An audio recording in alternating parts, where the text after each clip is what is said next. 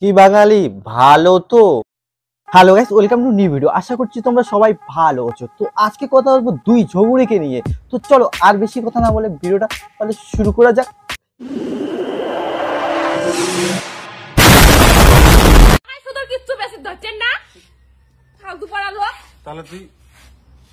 তাই দেখেছেন ইমে সাগাই বাড়ি বসে ঝগড়া করেছে, কারণ ইমা হচ্ছে আমার উত্তরবঙ্গের গর্ব, রাজবংশী ঝগড়ি।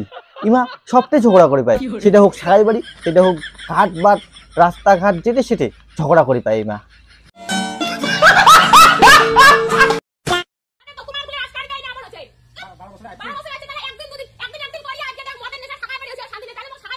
ইমা হচ্ছে বলে কুচবিহারের 1 নাম্বার ঝগড়ি। ইমা সমাজক কি বার্তা দেওয়ার চান দেয়? ইমা ঝগড়া করে কি প্রমাণ করি চান দেয়, আর সমাজটা কি বার্তা দেওয়ার চান দেয় যে আমার না খান তোমাও হো, তোমাও ঝগড়ি করো, মানে ঝগড়া করো আর কি।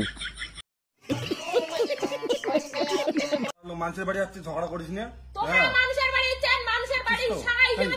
দেখেছেন মাইয়া নেঙ্গুল থেকে কোথা কাছে আর ভাতার খালি বসি বসি শুনেছে। कैसे कैसे लोग रहते हैं यार यहाँ पर। এবার না ভাতার গিলে এমন না যে মাইয়ের ডাং খাওয়া পর্যন্ত রাজি আছে এই মা।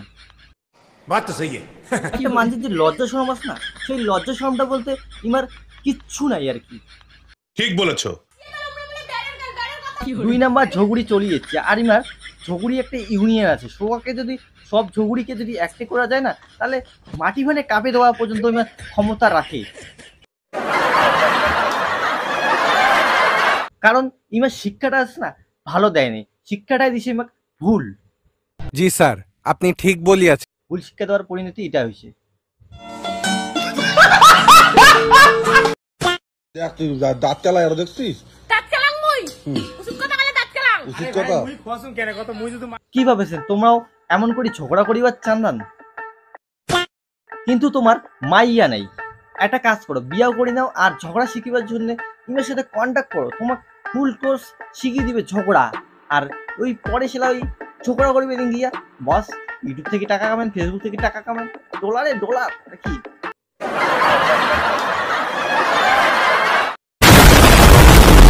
তো আজকে ভিডিও এই পর্যন্ত। ভিডিওটা ভালো লাগলে লাইক শেয়ার সাবস্ক্রাইব এবং কমেন্ট করবে, আর অবশ্যই ফলো করে যাও।